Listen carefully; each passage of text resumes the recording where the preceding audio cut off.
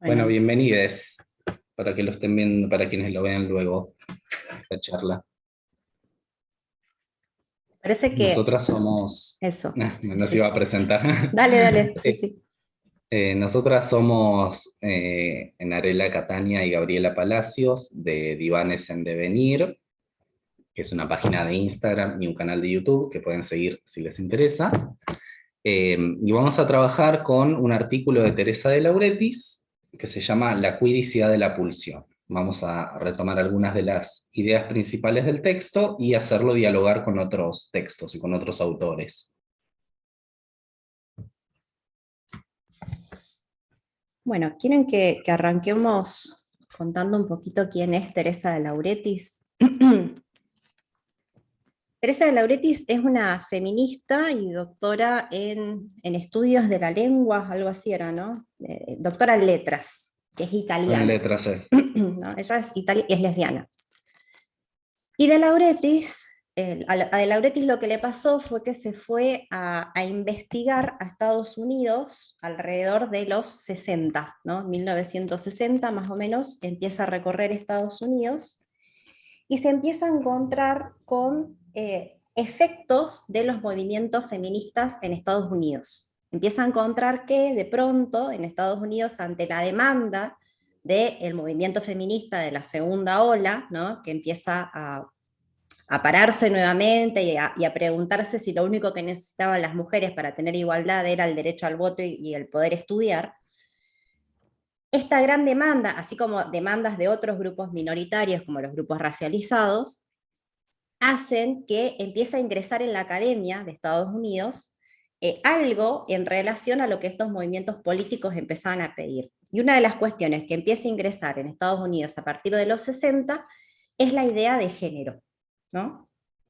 Entonces Teresa de Lauretis va a empezar a preguntarse qué pasa, ¿no? Y empieza a teorizar también respecto de qué pasa cuando el término género empieza a ingresar a la academia. Se pregunta un poco de la mano de quién ingresa, como sinónimo de qué se usa género, cuáles son las definiciones de género que están operando, qué efectos tienen esas definiciones de género.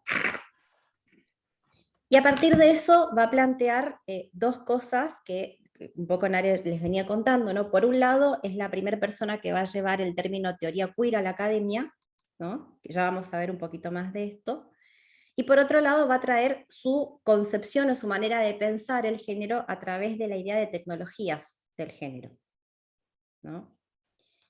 Un poquito pensando en términos de la relación que establece Teresa de Lauretis entre lo queer y el género dentro de la academia, les quería como contar algo de ese recorrido, ¿no? Capaz todos lo saben, pero lo voy a mencionar brevemente, ¿no? Queer es un término que en Estados Unidos justamente servía como un insulto, servía para nombrar lo desviado, lo que se corría de la norma, servía para decirle de esa manera a las personas homosexuales, a las lesbianas, pero también a los pobres, a los negros, digo, todo lo que se corría de lo hegemónico se decía a modo de insulto como queer. Y la palabra queer es reapropiada por movimientos políticos, digamos, es reapropiada en la calle por aquellas personas que eran insultadas con esa palabra, ¿no? Y se empiezan a agenciar desde un lugar más propositivo, digamos, nombrándose a sí mismas como queer.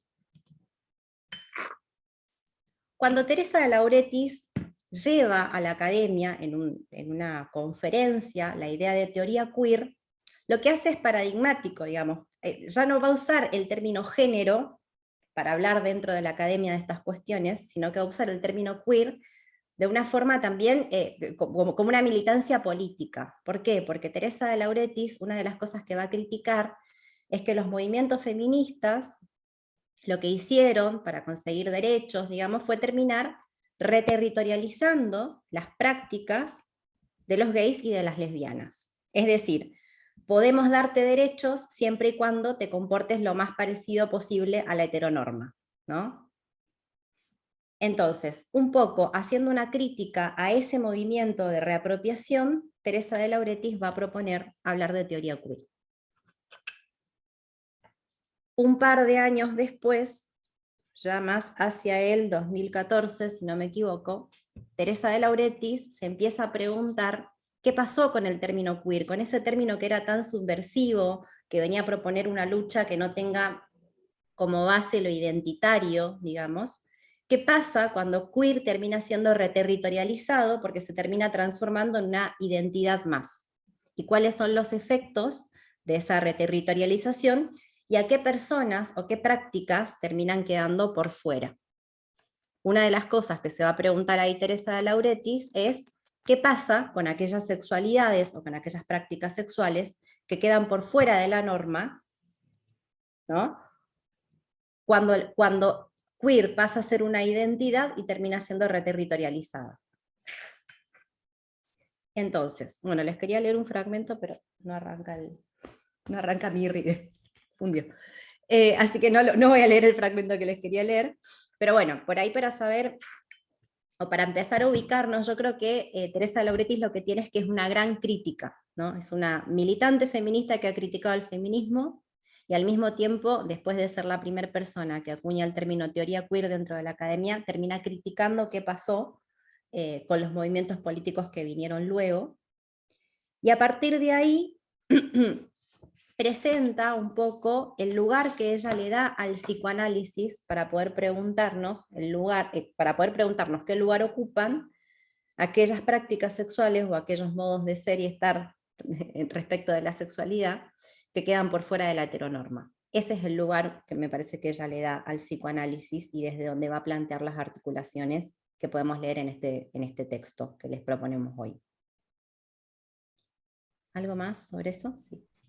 Sí, acá en esto que dice Gaby aparece algo que va a ser constante a lo largo de distintos autores de las teorías queer, que es el diálogo con el psicoanálisis, ya sea para cuestionarlo, para tratar de derribarlo, para hacerle críticas destructivas, pero también para hacerle críticas constructivas, aportes y apoyarse en algunos conceptos psicoanalíticos para hacer un avance en los desarrollos que estaban presentando. En Teresa de Lauretis esto es claro. Otro texto para Carolina que preguntaba, y bueno, para ustedes también, que les recomiendo mucho, se llama La implantación perversa, que es una conferencia que dio en Chile, que está traducida y está en internet circulando, así que esa sí la pueden buscar. Es una articulación muy interesante entre la implantación perversa, que es un capítulo, un apartado en realidad del volumen 1 de Historia de la Sexualidad de Foucault, y lo que también retoma en este texto de Laplanche, en relación a la teoría de la seducción generalizada, y lo articula a los procesos de racialización. Bueno, un texto muy interesante ese, que no lo vamos a trabajar hoy, pero sería interesante retomarlo en algún otro momento. Como decía Gaby, Teresa de Lauretis fue una precursora para desarrollos posteriores. Por ejemplo, el concepto de tecnologías del género, que más tarde vamos a ver algo de eso, fue una base para lo que Judith Butler, un par de años después, desarrolló como la teoría de la performatividad del género, donde toma una parte de este concepto y lo desarrolla en otros aspectos que no estaban desarrollados en tecnologías del género. Y también tecnologías del género va a ser una de las bases en lo que va a conceptualizar Paul Preciado en Texto Yonki como tecnogénero. Y bueno, ahí explícitamente reconoce su referencia a Teresa de Lauretis. Eso como para ubicarlo un poco en contexto. Ahora, en este texto que vamos a trabajar hoy, va a trabajar con dos autores principales, que son Jean Laplanche y Sigmund Freud. Sigmund Freud en la lectura también que hace Laplanche, pero bueno, va a citar bastante a Freud. ¿Por qué toma a Laplanche? No sé si lo conocen a Laplanche. Por ahí lo conocen del diccionario de psicoanálisis, de Laplanche y Pontalis, creo que es uno de los textos más conocidos ese diccionario. Pero Laplanche tiene un montón de libros, y a mí, desde que lo estoy leyendo, me está gustando mucho porque es un autor muy claro.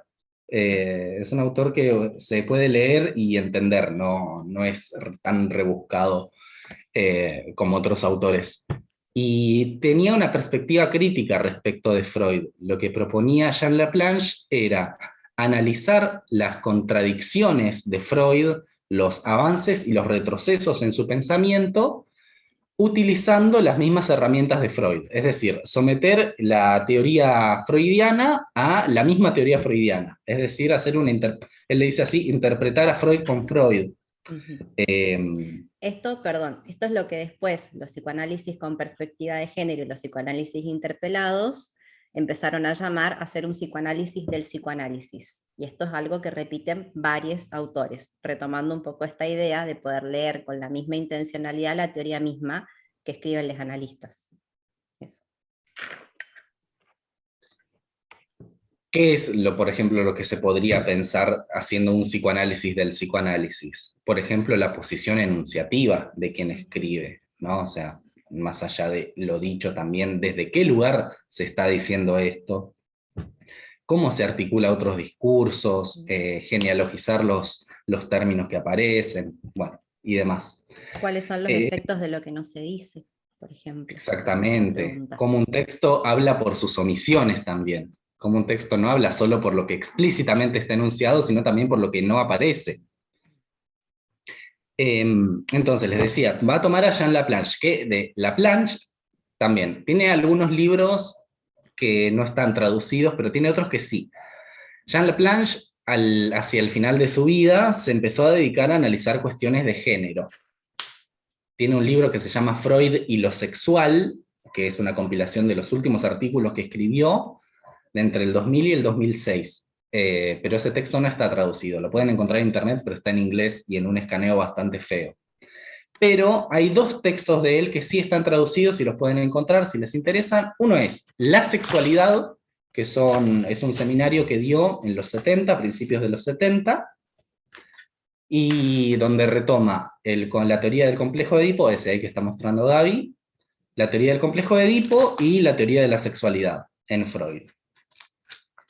Y el otro se llama El extravío biologizante de la sexualidad en Freud, que es de un curso que dio en el 91-92. Ese también está traducido y lo pueden encontrar.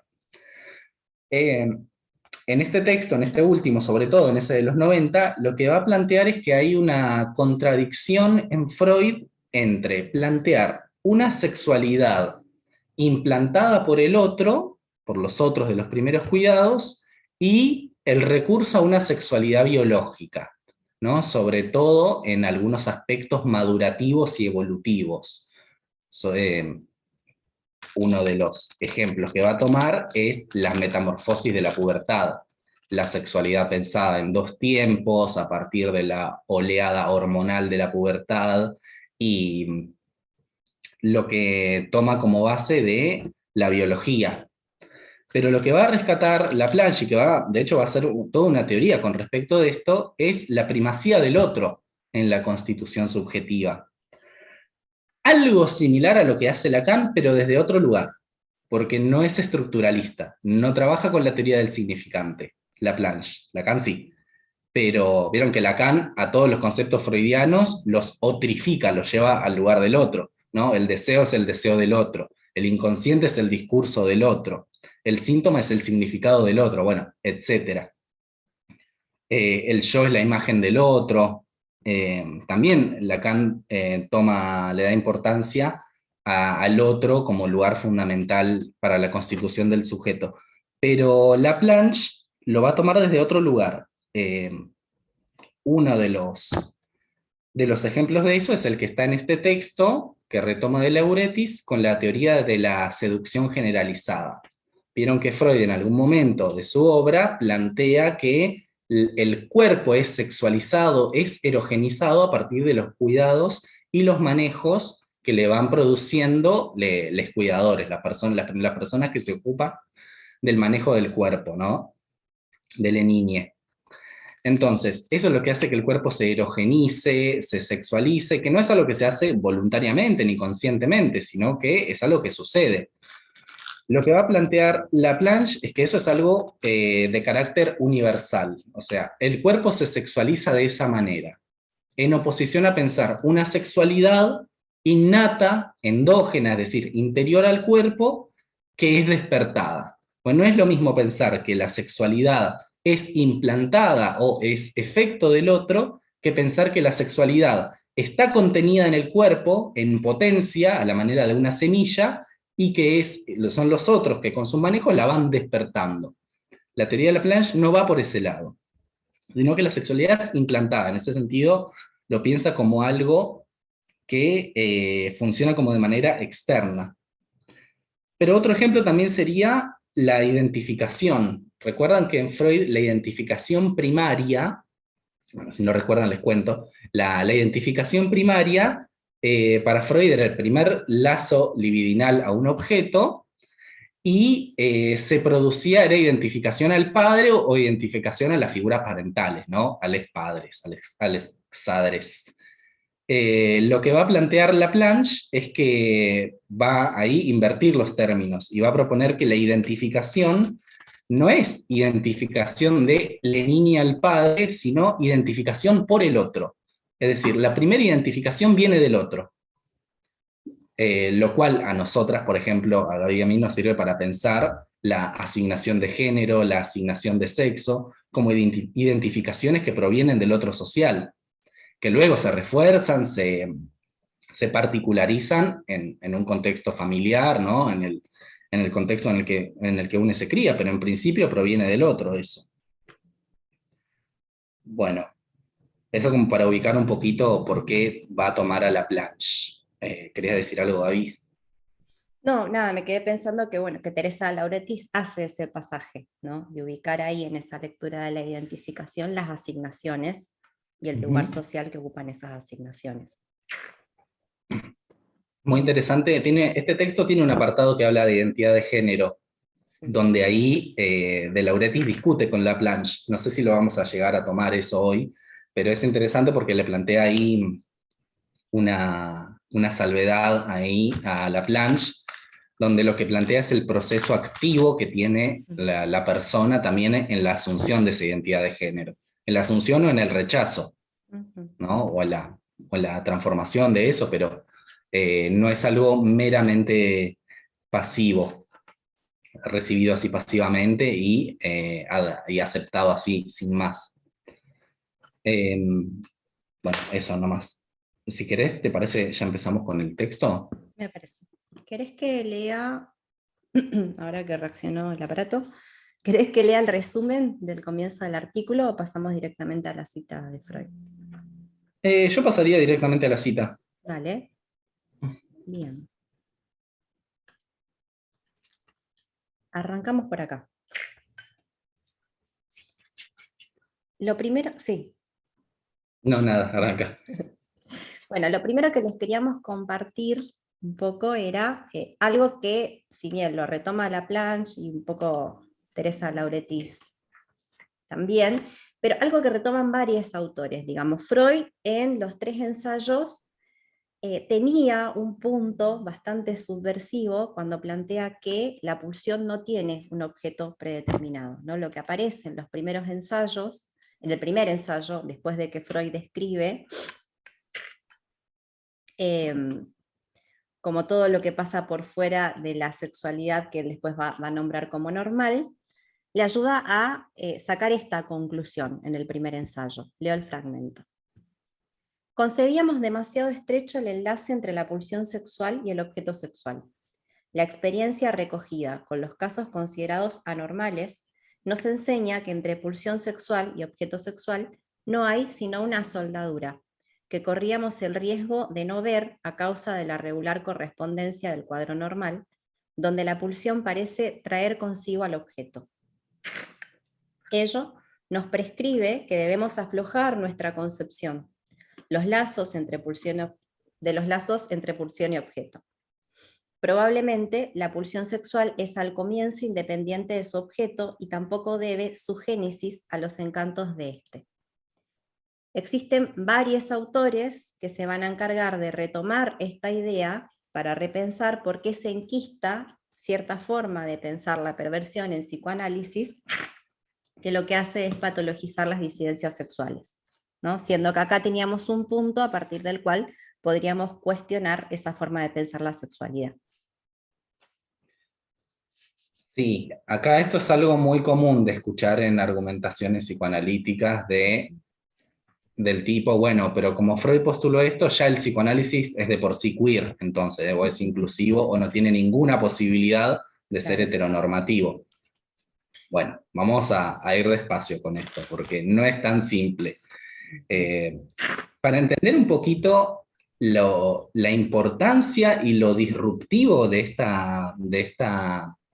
este postulado de Freud, de que la pulsión en sus comienzos no tiene un objeto predeterminado, hay que entender un poquito en qué contexto lo produjo esto.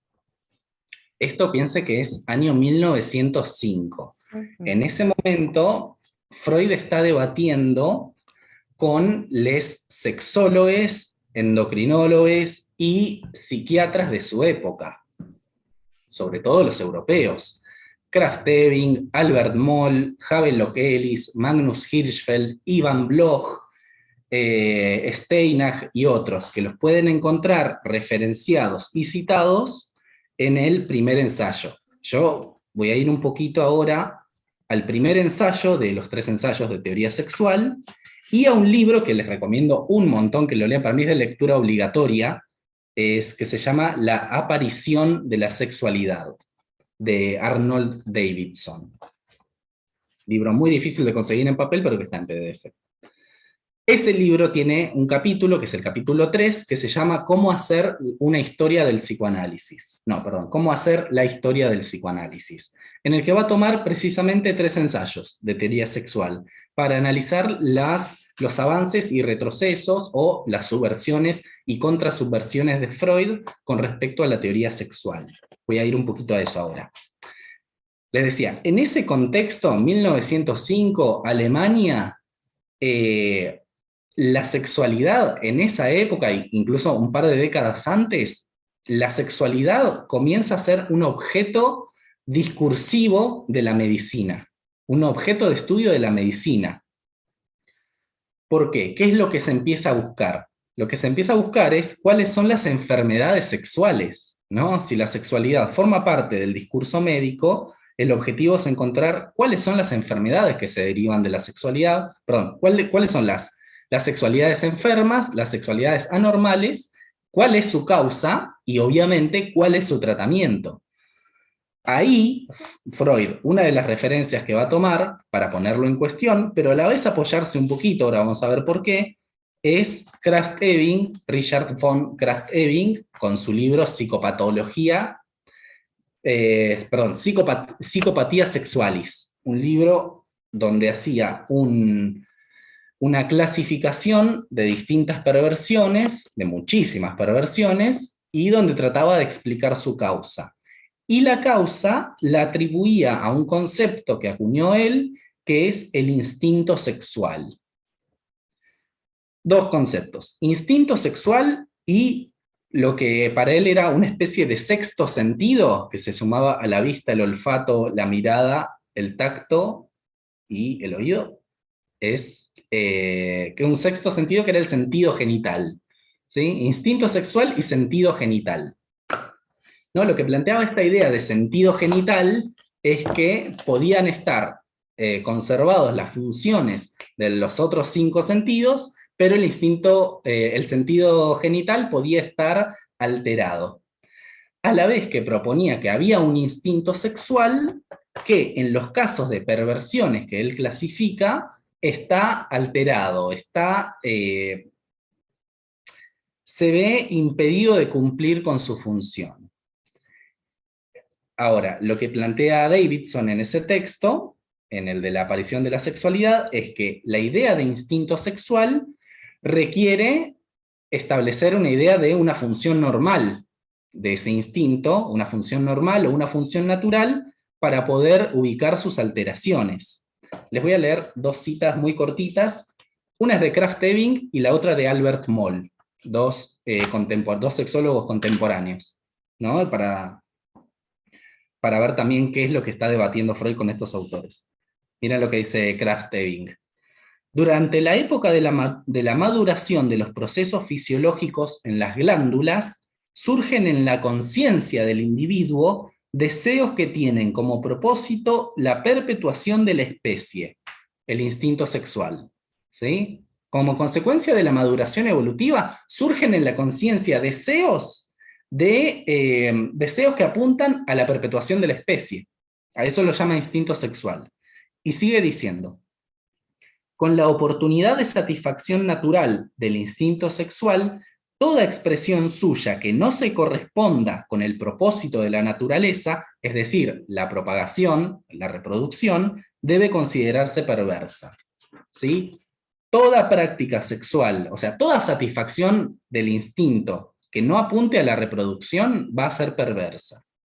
Y ahora les leo un pedacito de Albert Moll, también de la misma época.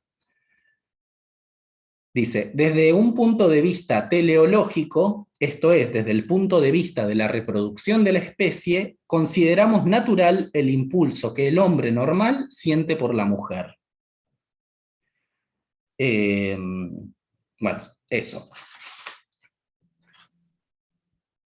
Entonces le decía, si la función natural del instinto es la reproducción, todo lo que no apunte a la reproducción va a ser considerado perverso. Y esa definición de instinto sexual es lo que hace que se puedan agrupar en un mismo conjunto un montón de prácticas y de identidades totalmente heterogéneas. O sea, ¿qué es lo que hace que sadismo, masoquismo, fetichismo, homosexualidad, exhibicionismo, voyerismo se puedan agrupar en un mismo conjunto, siendo que son tan diferentes? O sea, que no tienen nada que ver una con la otra. Lo que tienen que ver es que ninguna de esas apunta a la reproducción. Homosexualidad en esa época no apuntaba a la reproducción. Hoy ha cambiado un poco el contexto, pero quiero decir, en esa época lo que les permitía ubicar en un mismo conjunto era esa particularidad. Entonces, ahí Freud lo que va a hacer es introducir un concepto nuevo, que es el concepto de pulsión. El concepto de pulsión incluye dos elementos que van a ser un poco lo que marque su diferencia con el instinto, pero a la vez lo que mantenga algunas continuidades con eso, que son objeto sexual y metasexual, que eran dos conceptos que también se utilizaban para el instinto. Entonces vamos a ver ahora qué problemas le trae eso a Freud. Les leo el segundo párrafo de 3 ensayos, de cómo comienza. En el ensayo que se llama Las aberraciones sexuales, dice Freud: la opinión popular tiene representaciones bien precisas acerca de la naturaleza y las propiedades de esta pulsión sexual. A mí cuando me lo dieron en la facultad de este texto me habían dicho que la opinión popular era Freud debatiendo con el sentido común de la sociedad de su época.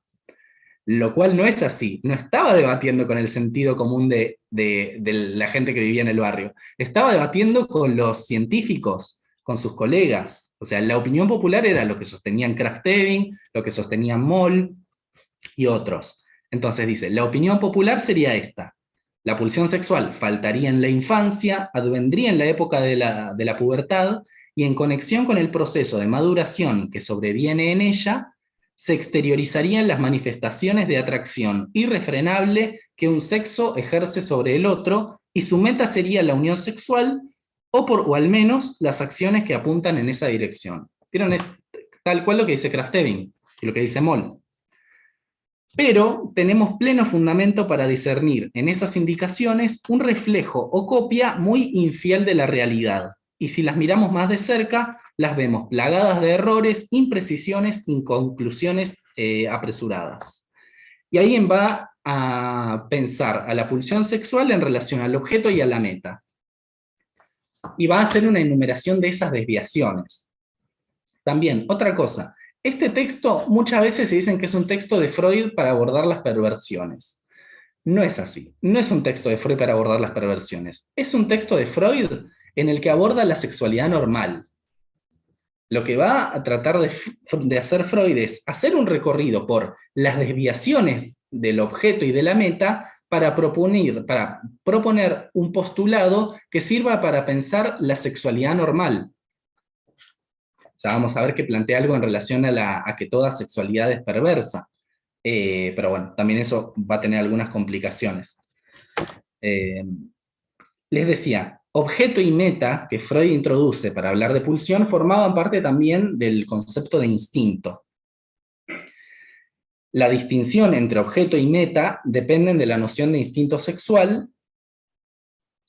Ahora, la diferencia es que el objeto de la pulsión no es interno a la pulsión. En cambio, el objeto del instinto sí es interno. O sea, forma parte del instinto el tener un objeto predeterminado que se considera como el objeto normal. En cambio, la pulsión no. O sea, cuando Freud dice que, cuando hace toda esta enumeración de las aberraciones, de lo que llama ahí aberraciones sexuales, que también está tomando un concepto de la sexología de su época, pasa por las inversiones, que son las distintos tipos de homosexualidades, las personas que tienen sexo con animales, con niños, con cadáveres, o incluso también partes del cuerpo que se utilizan para el sexo que no son las habituales. O sea, las cuestiones de desviaciones del objeto y de la meta. Luego de hacer ese recorrido, lo que va a proponer es que el objeto de la pulsión no es algo que venga unido a esta desde siempre, sino que entre objeto y pulsión, entre el objeto y la pulsión, lo que hay es una soldadura. Un encuentro contingente entre la pulsión y el objeto, pero una fijación a ese objeto. Lo cual hace que ni la homosexualidad ni la heterosexualidad para Freud sean ni innatas ni adquiridas. Porque también son varios apartados de ese texto donde Freud se pregunta si la homosexualidad, ¿cuáles son las causas de la inversión? ¿Por qué alguien es homosexual? Va a recurrir a explicaciones innatistas, explicaciones que parten de la base de que la homosexualidad es algo biológica y natural, y que se trae desde nacimiento, y va a recurrir a otras explicaciones que son más de los factores ambientales e históricos. Lo que Freud va a decir es que no es ni una ni la otra, sino que son combinaciones de ambos. Siempre en Freud está esta relación entre lo constitucional y lo adquirido. O sea, no basta con una situación histórica, familiar que lleve a una homosexualidad, sino que también para Freud se requiere que haya una predisposición constitucional a eso. No termina ser ni de una ni de la otra. Entonces, les leo un pedacito más. ¿Vos querés decir algo, David? No, vale. Bueno, miren lo que dice Davidson. Dice que, bueno, la nombra como una conclusión, esta de que la pulsión no tiene un objeto predeterminado, la nombra como una conclusión extraordinaria, una conclusión innovadora e incluso revolucionaria, incluso más revolucionaria de lo que Freud por ahí era capaz de reconocer, dice. Entonces, vieron que al principio Freud dice, acá en esta cita que tenemos en pantalla, dice, los casos considerados anormales por la opinión popular. Lo que va a decir Freud es que los casos de inversión son considerados anormales debido a cierta concepción del instinto sexual en la que un tipo de objeto es una parte natural del instinto mismo. Proponer esta conceptualización de que no hay un objeto predeterminado, lo que permitiría concluir es que no puede haber ninguna consideración de la homosexualidad como patológicamente anormal. Pero no solo eso, sino que no existirían las perversiones. Si no hay un objeto sexual predeterminado, no podría haber una perversión en relación a una sexualidad normal, porque lo que caería justamente es la idea de sexualidad normal. Esas son las conclusiones que permitiría extraer ese postulado.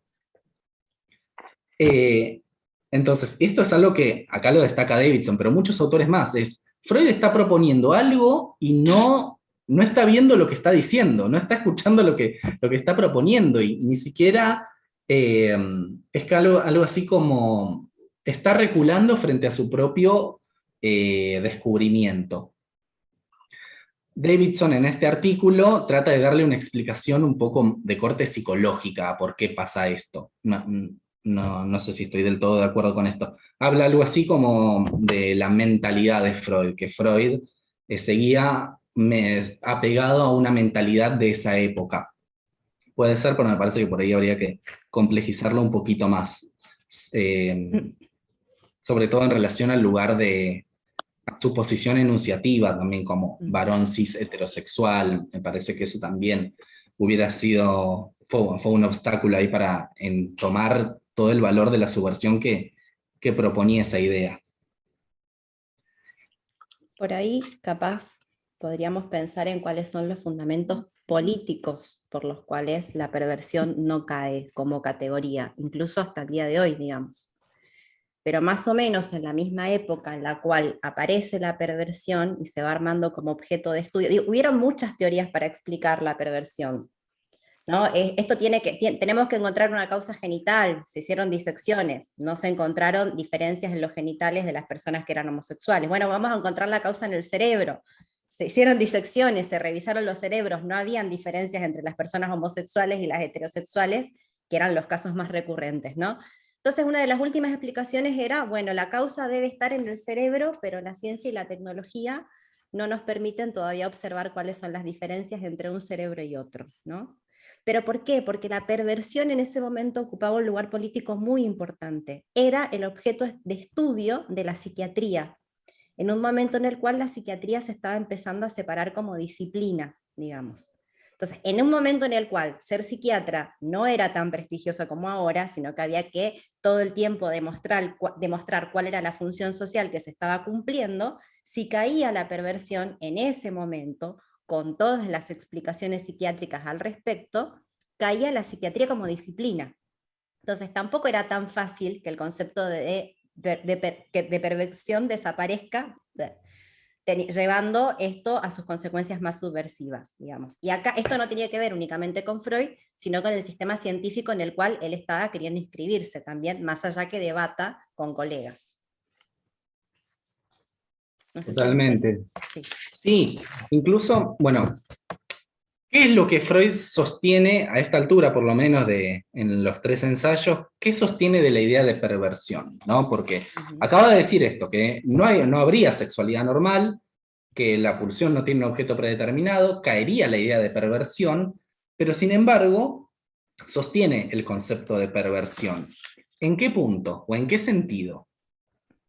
Les leo una cita de 3 ensayos. Dice: cuando la perversión no aparece del lado de lo normal, o sea, fin sexual y objeto heterosexuales, sino que, alentada por las circunstancias que la favorecen y que se oponen, en cambio, a las tendencias normales, logra reprimir y sustituir por completo a estas últimas. Esto es cuando presenta los caracteres de exclusividad y fijación.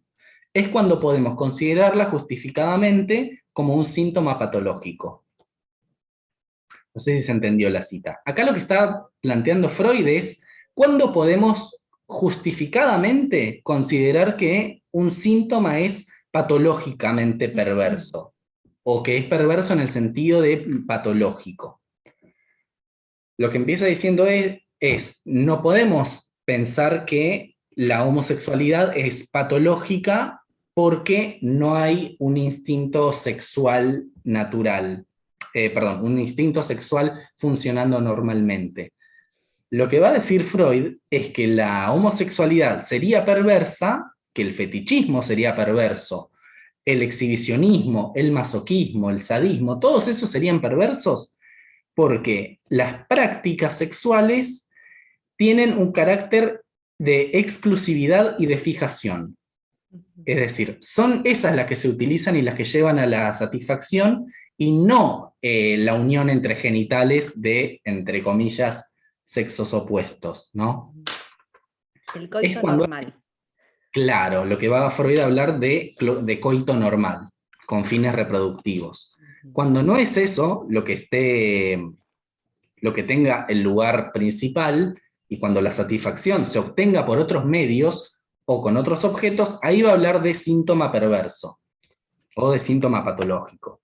Acá en este texto, Davidson lo que le hace es la crítica de se está comportando como un patólogo, o sea, cuando está diciendo eso, está hablando como Krafft-Ebing o como Moll, tratando de encontrar qué sería la especificidad de lo patológico en relación a las prácticas sexuales. Y acá Davidson también dice algo que me parece muy interesante y muy acertado.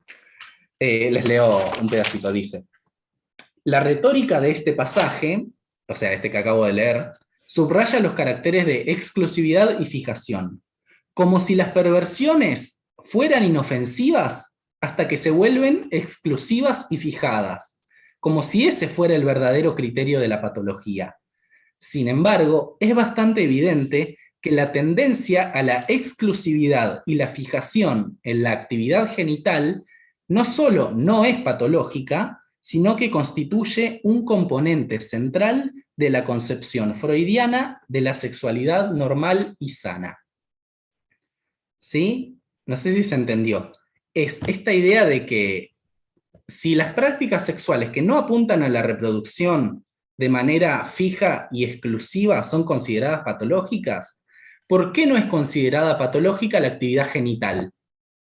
O sea, por ejemplo, el coito normal, entre comillas.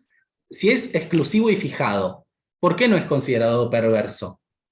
Porque también hay exclusividad y fijación. Piénsense en la heterosexualidad más normativa o la heterosexualidad más heteronormada, ahí, medio Más redundante, pero coitocéntrica.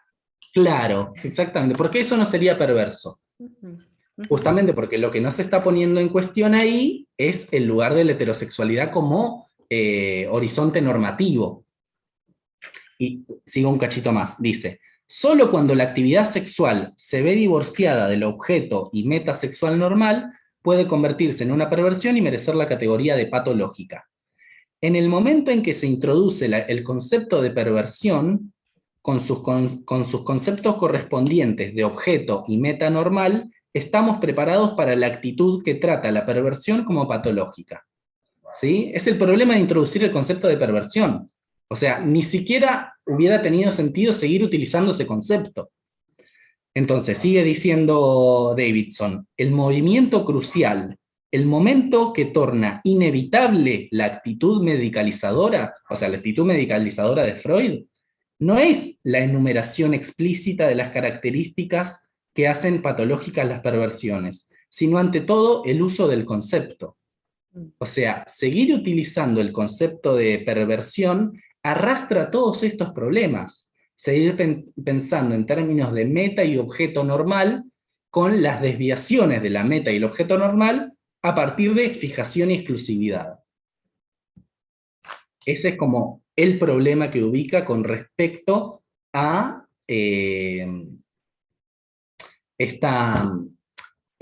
como este espíritu patológico que se sigue sosteniendo, a pesar de lo que había dicho unas páginas antes.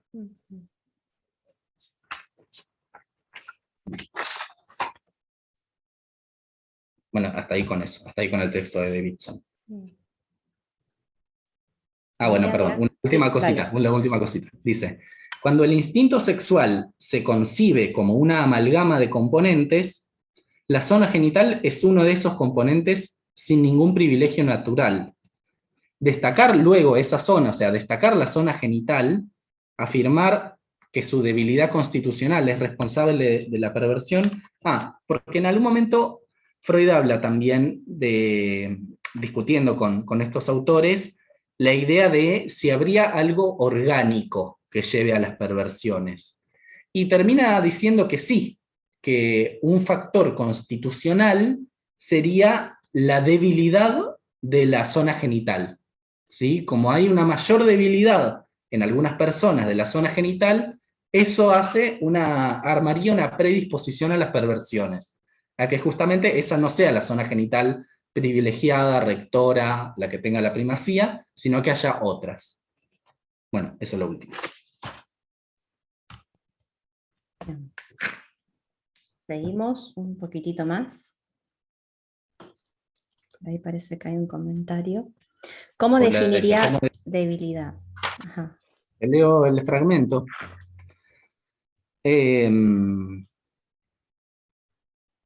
La debilidad, bueno, Leo dice, ciertos autores opinan, por ejemplo, que toda una serie de perversiones por fijación tiene como acto sexual, ¿sí? Un instinto sexual más débil, y por eso habría perversiones. ¿Sí? Krafft-Ebing, Moll, estos Perdón, autores. a mí se me En cortó. esta forma ¿Ustedes escucharon bien? Se cortó, No, ¿no? a mí también se me cortó cuando estabas ¿me leyendo. Sí, cortó? ¿puedes repetir? Bueno, veo de vuelta, sí. Ciertos autores, Krafft-Ebing, Moll, etcétera, opinan, por ejemplo, que toda una serie de perversiones por fijación tiene como condición necesaria una debilidad innata del instinto sexual, ¿sí? La opinión popular.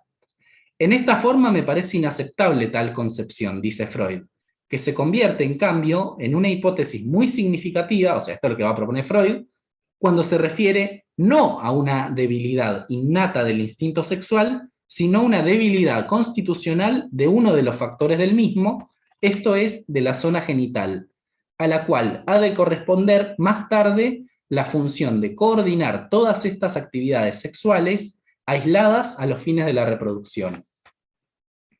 Esta síntesis exigida en la pubertad tiene que fracasar en estos casos y los más fuertes entre los demás componentes de la sexualidad conseguirán exteriorizarse como perversiones. Yo acá entiendo que debilidad constitucional es una debilidad a nivel erógeno. Es justamente una parte que no es tan erógena por cuestiones innatas de esa persona, de ese cuerpo, y que le deja lugar a otras partes del cuerpo que serían más fuertes, más factores constitucionales que predisponen a una fijación en otras zonas que no es la genital. No la explicita más que eso, o sea, no sabemos a nivel fisiológico cómo sería, pero habla de eso, es la zona genital, por estar un poco más debilitada, no logra tomar la función de sintetizar el resto de pulsiones parciales.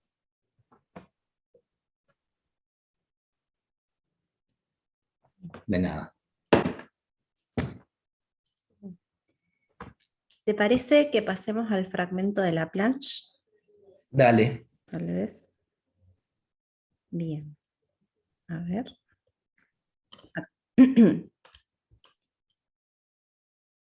Entonces, lo que retomábamos, o una de las cosas que les proponíamos retomar de lo que trae de Lauretis, es algo que otros autores también van a retomar después de la planche, ¿no? Al preguntarse un poco qué pasa con la sexualidad, ¿no? Leo el fragmentito de Teresa de Lauretis. La planche sostiene que la sexualidad humana es exógena, intersubjetiva e intrusiva. No está presente en el cuerpo físico al nacer, sino que procede del otro adulto como resultado de una situación antropológica fundamental, a saber, la prematuridad del humano recién nacido. La sexualidad se implanta en el cuerpo infantil mediante las acciones necesarias de cuidado. Sus acciones van acompañadas de sentimientos e investiduras psíquicas que incluyen fantasías sexuales inconscientes y a veces conscientes, porque, sostiene la planche, la propia sexualidad infantil del adulto se reactiva en el manejo de un bebé. Entonces, esto que decía hoy Nare, de cómo la planche va a ubicar la importancia del otro y de los cuidados primarios para implantar la sexualidad, digamos, no hay algo ahí que tenga que ver con lo natural o con algo que se despierta en términos de lo instintivo, sino que hay algo que se va implantando a partir de la sexualidad reprimida de quienes realicen los cuidados primarios. Por ahí esta idea que Teresa de Lauretis va a retomar de la planche es una idea que desarrolló un montón Silvia Bleichmar, por ejemplo, ¿no? Y que también desarrolló un montón Tami Ayoub tomando estos aportes. Que por ahí... Ayoub, perdón, psicoanalista que también les recomendamos un montón que lo lean. Lo voy a poner acá en el chat. Ese. Tiene 2 libros, de los cuales uno solo se consigue acá.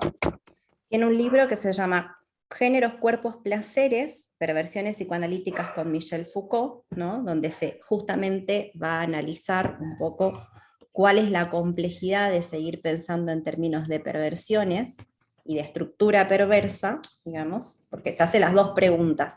Si las perversiones son siempre sexuales, y si las perversiones no son siempre sexuales, ¿de dónde se saca la idea de cómo se arman estas otras perversiones si se retoman los términos freudianos? Y si se retoman los términos freudianos, ¿hasta dónde se terminan sosteniendo las mismas clasificaciones psiquiátricas o las mismas normativas que hacen y sostienen a las clasificaciones psiquiátricas? Bueno, un poco retomando a Laplanche, lo que van a plantear estos autores, ahí está, es esta idea de que la sexualidad se implanta a partir de los cuidados primarios, y que cuando se implanta esa sexualidad se va a implantar además como algo que tiene que ser ordenado, como algo que luego tendrá que ser normativizado. Porque así como se transmite aquello que tiene que ver con la erogenización del cuerpo, se va a transmitir aquello que tiene que ver con lo que ordenó la sexualidad de los cuidadores. Dice Ariana, en este sentido, cuando se implanta la sexualidad, ¿se implantaría la pulsión? Yo entiendo que sí. Uh-huh. Sí, lo que está hablando de eso es cómo se implanta la pulsión. Que la pulsión no es algo que provenga del cuerpo, no es innata. Esa es la idea de Laplanche. Por eso cuando el cuerpo se activa, en la puerta, algo de eso dice Laplanche, ¿no? Que cuando el cuerpo se activa, después lo que va a tener son las representaciones que se inscribieron antes. Va a recorrer sobre aquello que ya fue inscripto, ¿no? Es un poco también el planteo que tiene Freud en relación a la pulsión, ¿no? Que viene de estos primeros cuidados, de la pulsión oral, anal, como todo esto, pero le quita quizás esta cuestión más innatista que tiene Freud, ¿no? Y lo atribuye a esto, a lo exógeno, a lo intersubjetivo. Uh-huh. Sí, Freud, Laplanche destaca ese aspecto, pero critica el aspecto, o sea, lo que está tomando Laplanche es haciendo una revisión crítica a partir de todos los estratos y capas que tiene la teoría freudiana, porque si bien Freud plantea esto, que la sexualidad también es, o sea, que el cuerpo se sexualiza y se erogeniza a partir de los cuidados, es decir, como algo que sería más histórico, exógeno, también cuando habla de pulsión de muerte, ¿ustedes leyeron cómo define la pulsión de muerte? Propiedad de la sustancia viva, algo que viene desde el plasma germinal, o sea, totalmente innato, totalmente biológico. Entonces, lo mismo Eros, pulsión de vida. Entonces, hay un montón de contradicciones en el texto freudiano y Laplanche lo que hace es hacer un análisis de esas idas y vueltas. De hecho, el texto que les recomendaba hace un rato, que se llama El extravío biologizante de la sexualidad en Freud, trata este problema, ¿no? De pensar en una pulsión que se desarrolla a partir de la maduración del cuerpo y en la pulsión de muerte como extravíos. Los toma como extravíos en el sentido de que Freud estaba orientándose en una dirección y toma una dirección distinta, que se sale de ese curso, que va hacia otro lado. Algo de eso también tiene efectos en lo que hoy en algunos lacanismos se plantea en relación al goce mortífero, ¿no? Como otro nombre de la pulsión de muerte, como algo que es propio del cuerpo, una exigencia del cuerpo. Bueno, yo pienso que Lacan también trabaja la cuestión de la primacía del otro en relación a la pulsión. De hecho, Lacan también define la pulsión en un sentido también similar al de Laplanche, pero desde el estructuralismo, a partir del efecto en el cuerpo de un discurso, de la existencia del discurso. Bueno, nada, eso quería decir. Entonces, un poco esta idea de que la sexualidad humana es implantada, digamos, que es exógena, que es intrusiva, que tiene que ver con los cuidados primarios, y que al mismo tiempo cuando se inscribe, se va a inscribir como algo que tiene que ser ordenado, digamos, nos podría permitir empezar a introducir la cuestión de la normatividad o del análisis de la norma y cómo eso tiene efectos. Nosotras propondríamos pensar ahí cómo la norma tiene efectos productivos, ¿no? Tomar la teoría de la productividad del poder, un poco retomando a Foucault. Y para eso, uno de los autores que trabaja bastante esta cuestión y que nos parece interesante compartirles es justamente Tamia Yu en este libro Géneros, Cuerpos, Placeres. Acá. Tamia Yu introduce la idea de la normatividad y de cuáles son los efectos de la normatividad. En primer lugar, criticando esta cuestión de cómo se sigue usando en psicoanálisis la idea de perversión. Dice: si el psicoanálisis retoma así la noción psiquiátrica de la perversión, cabe subrayar que esta noción supone e instituye una norma de desarrollo sexual, desde la cual considera el desvío. En este sentido, la perversión sexual implica la sexualidad no pervertida. La institución de la norma y la constitución de anormalidades son procesos intrínsecamente vinculados. Las características de la norma en el proceso jurídico-médico de definición y control de la sexualidad fueron establecidas en la indisociabilidad entre sexuación, o sea, los atributos de la identidad de género, y la sexualidad, o sea, las prácticas sexuales. Y en otro fragmentito, por acá, la identificación de las desviaciones a normas y reglas de la sexualidad admitidas en un grupo humano no puede estar exenta de una reflexión sobre el valor de la norma, su supuesta atemporalidad y el objetivo de esa identificación, ya sea la adaptación terapéutica a la norma, la reprobación de esta desviación, etc. Es decir, un poco la idea sería poder retomar la dimensión normativa y cuáles son los efectos que eso produce tanto en la constitución de la teoría como en la constitución de los sujetos. Y a partir de ahí empezar a pensar las relaciones entre psicoanálisis y teoría queer.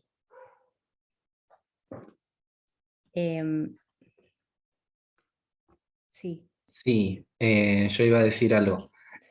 Cuando se habla de esto de que la pulsión no tiene objeto predeterminado, según Freud, también en ese sentido se argumenta de que entonces no existe normatividad, no existe ninguna normatividad sobre la sexualidad, ni al psicoanálisis tampoco le interesaría lo que tenga que ver con la normatividad de la sexualidad, porque justamente la sexualidad escapa a las normas. Me parece que esto es algo que ha sido también cuestionado por los estudios de género en psicoanálisis y por las teorías queer en psicoanálisis, que es esta idea de desconocer el valor operativo de la norma al interior de la teoría, o sea, al interior de la producción teórica, y luego con los efectos que tiene la teoría una vez llevada a la clínica.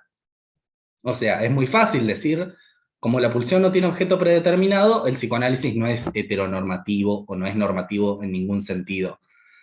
Luego encontramos los efectos de una clínica heteronormativa que hay. Representaciones sobre lo normal y lo patológico que se siguen transmitiendo en textos, no solo con respecto a la heteronorma, sino a la cisnorma y demás. Entonces, acá nosotras vamos a tomar esta idea de Tamia Yu de hacer una reflexión sobre el valor de la norma, sobre sus transformaciones y su operatividad, no solo al interior de la teoría, sino en cómo la norma tiene un poder productivo en la constitución de la subjetividad, sino también en no reproducir las normatividades que muchas veces, con frecuencia, se reproducen en los consultorios y en los tratamientos. Nosotras partimos de la premisa de que para no reproducir esas normatividades, la norma tiene que ser una variable de análisis.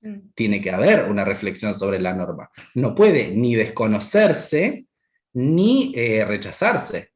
El otro día lo escuchaba a Osvaldo Delgado, que es un doctor en psicoanálisis que tiene un par de cátedras en la Universidad de Buenos Aires, que decía algo así como, en psicoanálisis lo que nos interesa es la máxima singularidad. No, el psicoanálisis nunca puede ser normativo, para el psicoanálisis no existe ni hombre, ni mujer, ni travesti, ni bisexual, ni nada así, porque lo único que hay es singularidades. O sea, el psicoanálisis tiene una perspectiva por la singularidad más radical, lo cual para mí es una mentira total.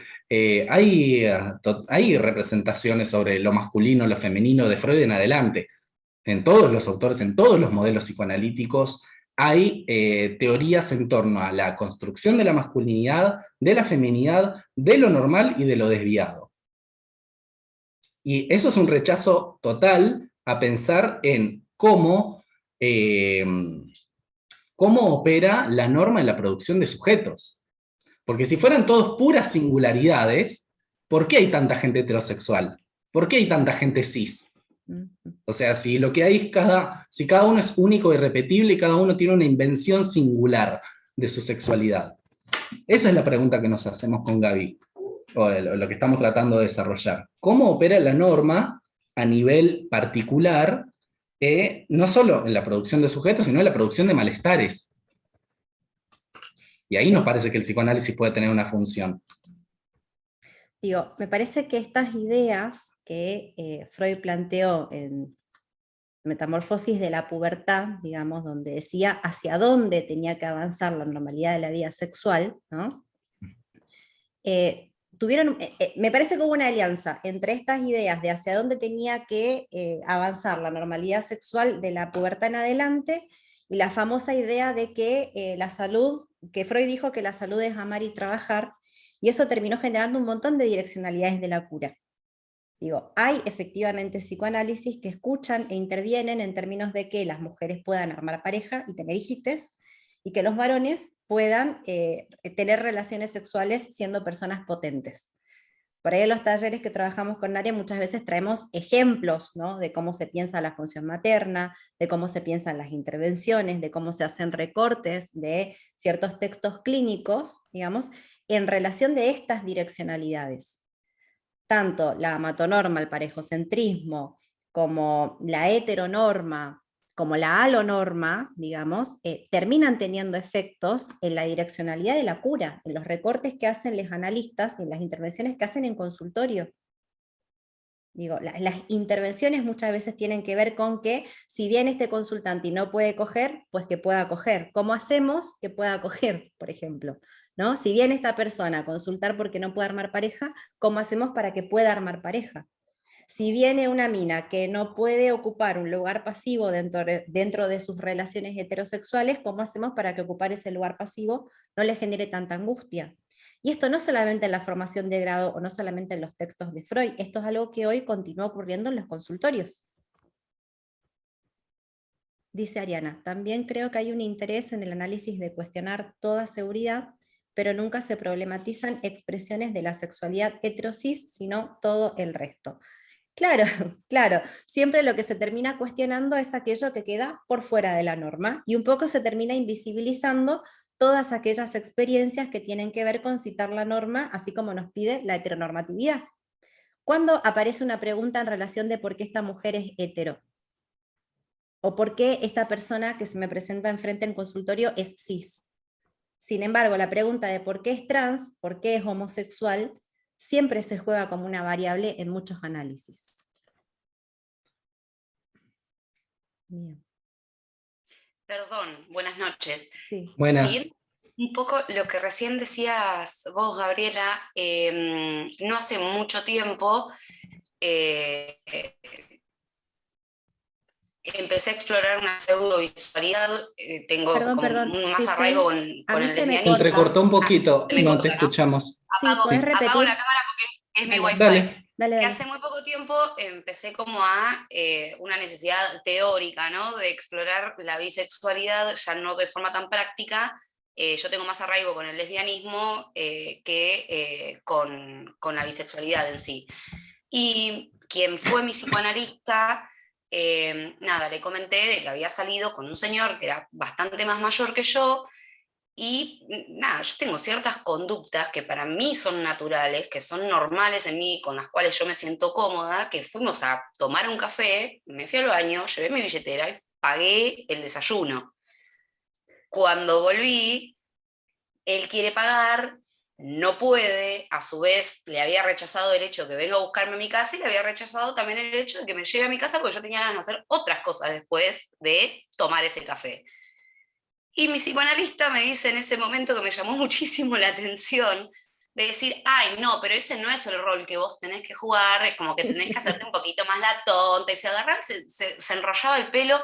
Yo me quedaba mirando, para mí es imposible relacionarme de esa forma con cualquier ser humano y en cualquier tipo de relación. Y tomando esto de los estereotipos, ¿no?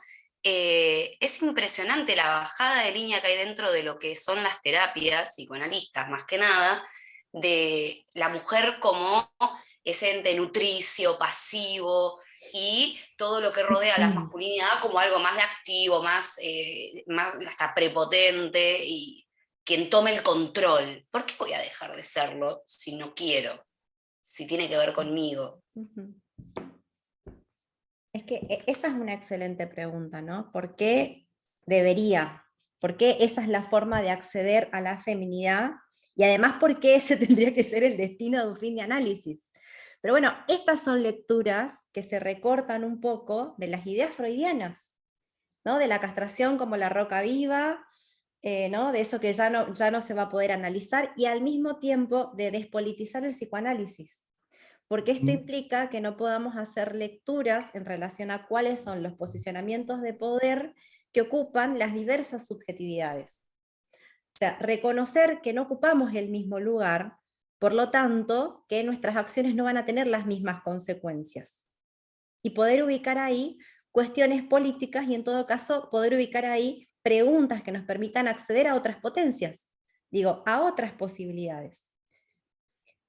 Dice por acá Patricia, es pensar nosotros cómo abordar en la clínica, ya claramente la normatividad nos atraviesa. Pasa que la norma en psicoanálisis genera categorías todo el tiempo, no solamente varón, mujer, pasividad, actividad, heterosexualidad, homosexualidad. Normal patológico en psicoanálisis también quedó de alguna forma enquistado en relación a cómo se practica la sexualidad.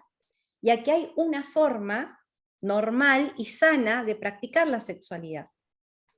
Digo, históricamente la homosexualidad, el lesbianismo, totalmente patologizados, la bisexualidad totalmente borrada, y ni hablar si pensamos hoy en la asexualidad. Se toma como una inhibición, ese es el único lugar posible. A eso voy, hay demandas de análisis, capaz que ni van por ahí, pero la pregunta de ese análisis es cómo hacer que esta persona pueda acoger. ¿Cómo hacer que esta persona pueda lograr pareja, pueda ir a trabajar? Digo, también hay una alianza ahí entre psicoanálisis y capitalismo que muchas veces no podemos analizar, porque la idea es producir, que podamos trabajar y que al mismo tiempo podamos tener hijites. ¿Y qué es producir seres humanos? Es que sean hijites que puedan replicar bien las normas de género. Si tengo una hija, hacerla bien mujercita, y si tengo un varoncito, hacerlo bien varoncito, ¿no? Te hago una pregunta, Gabriela, porque me llama pavorosamente la atención esto que traes de la sexualidad o de algunas cuestiones que quizás la persona que está consultando no lo trae como un problema o no lo trae como una inquietud ni siquiera de su subjetividad, y el analista igual hace una interpretación de eso y direcciona la cosa. O sea, me llama rotundamente la atención porque no se está ni siquiera ahí escuchando algo de la subjetividad, ¿no? de la persona, como es loquísimo que suceda.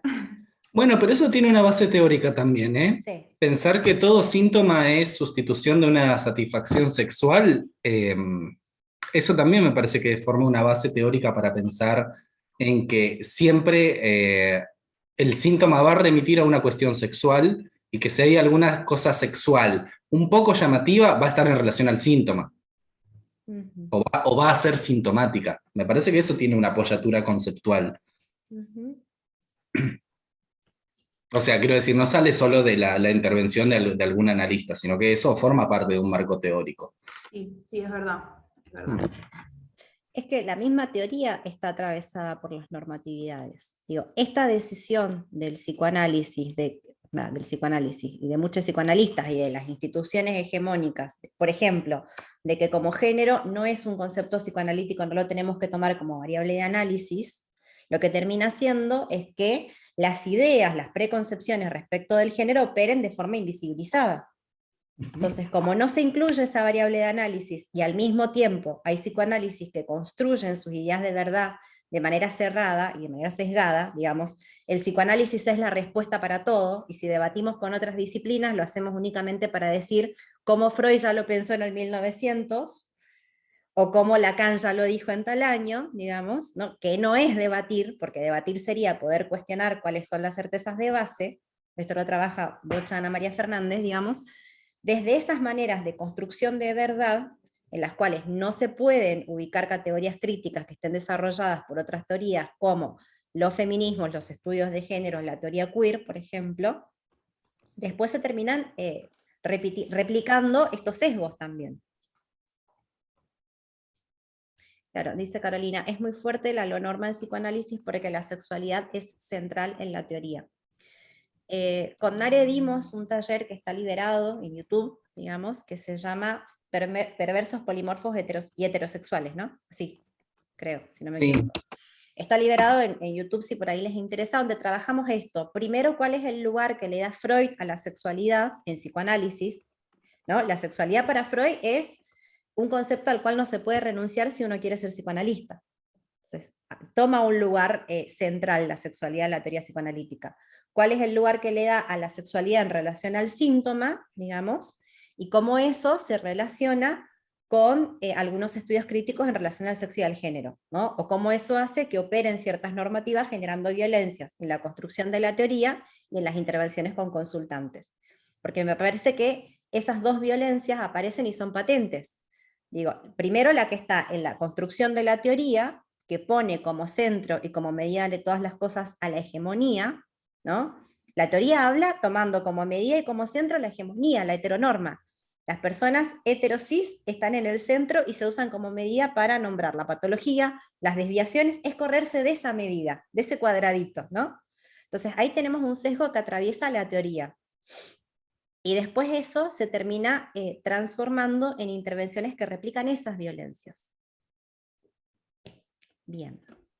Ok. Dale. Bueno, como para ir cerrando, podríamos decir un montón de otras cosas más de este texto y de este tema, pero bueno, me parece, como para una introducción a esa problemática, Perdón. está bien. Sí, Antes de que vayas a eso, sí me gustaría sí. decir rápidamente esto. Ah, dale. ¿Qué te parece? Bien. Bueno, lo que venimos proponiendo con Nare, que lo voy a contar muy rápidamente porque ya estamos en hora, nosotras venimos proponiendo retomar los desarrollos de la teoría queer para poder pensar en nuestras intervenciones, en nuestras lecturas de los textos analíticos y en nuestra forma de estudiar y de escribir teoría, lo que llamamos un análisis contrasexual, ¿sí? Tomamos la propuesta de la contrasexualidad que escribe Paul Preciado en el Manifiesto Contrasexual para proponer algunas orientaciones que nos parece que nos pueden ayudar a construir otro tipo de teoría y a pensar otro tipo de intervenciones. Tres ideas respecto de esto, que seguramente no les voy a explicar nada, pero para que sepan más o menos por dónde vamos, ¿no? Nuestra propuesta consistiría, en primer lugar, en desnaturalizar la heteronorma reproductivista como única posibilidad de sentido. ¿Qué significa esto? Empezar a tomar la norma como una variable de análisis, por un lado, pero al mismo tiempo sacar la heteronormatividad como punto de medida, ¿no? Dejar de medir todo a partir de lo heterosis normativo y en todo caso empezar a pensar cuáles son otros sentidos posibles, o empezar a pensar qué pasa cuando ubicamos la norma como una categoría de análisis. En segundo lugar, lo que proponemos es modificar la posición enunciativa desde la cual se escribe la teoría y se leen los textos. Acá cuando decimos texto, estamos hablando de un texto teórico, qué sé yo, 3 ensayos, pero también estamos hablando del texto clínico. Nos preguntamos cómo hacemos las lecturas, los recortes del texto clínico que nos van a llevar a pensar las intervenciones, ¿no?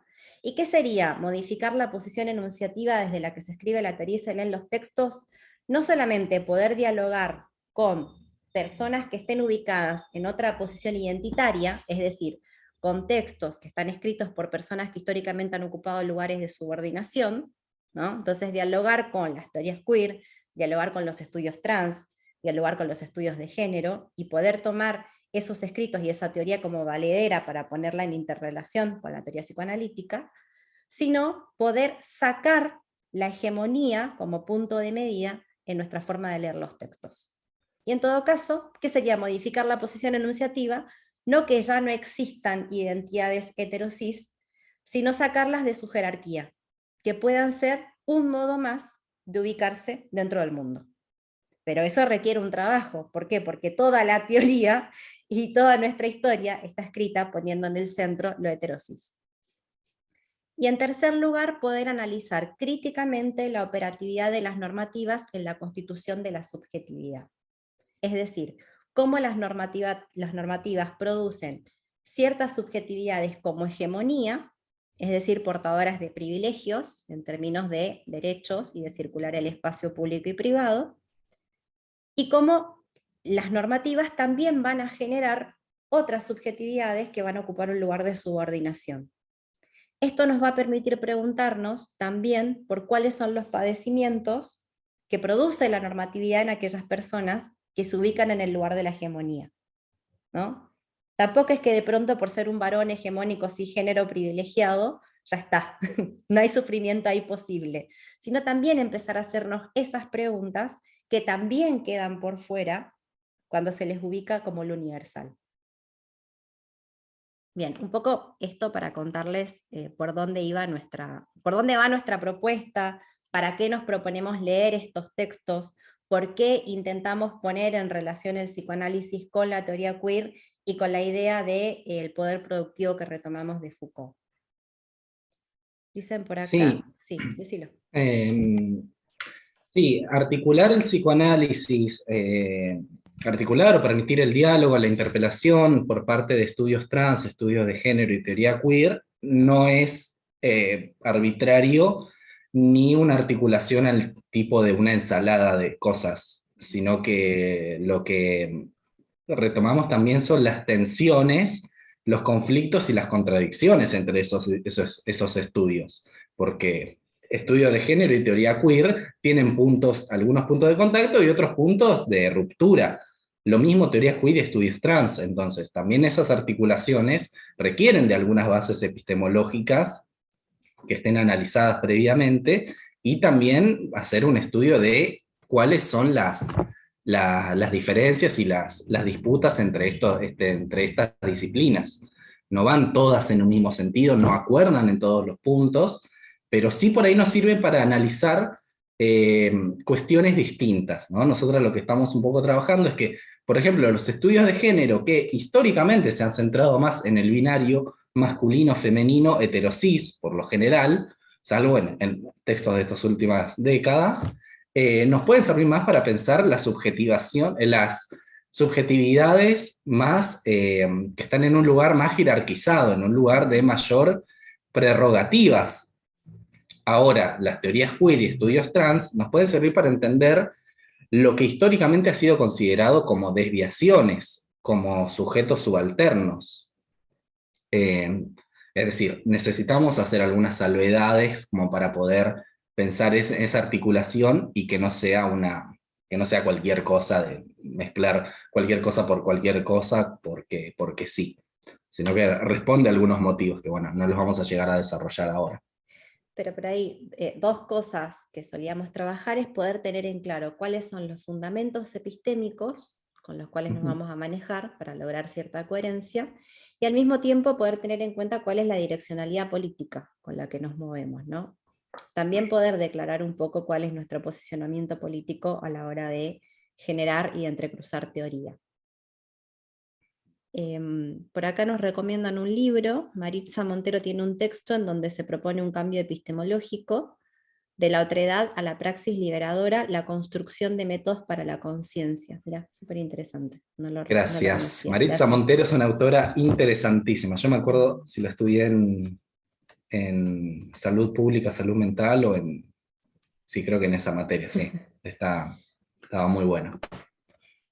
De psicología comunitaria.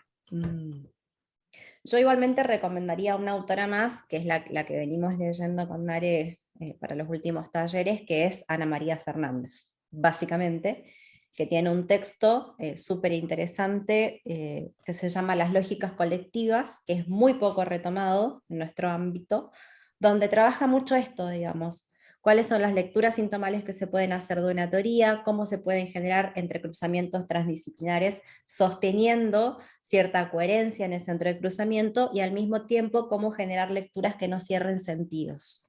Me parece que es una autora súper interesante que nos puede ayudar mucho a repensar cómo articulamos y cómo intervenimos, y que al mismo tiempo muchas veces nos la perdemos. Bien. Sí, el texto de Ana María Fernández se llama Las lógicas colectivas, y es del 2007. Así es, por si lo quieren buscar. Bien. Eso, Bueno, no quería dejar de decir eso. ¿Dejo de compartir? Dale. Antes de cerrar la grabación, y bueno, para quienes quieran quedarse a conversar un ratito, ahora la pregunta que nos planteamos con Gaby es si es acertado pensar en términos de queericidad a la pulsión, ¿no? Yo lo que estuve pensando con respecto de esto es que hay que tener en cuenta cuál es la posición enunciativa desde la cual se está haciendo.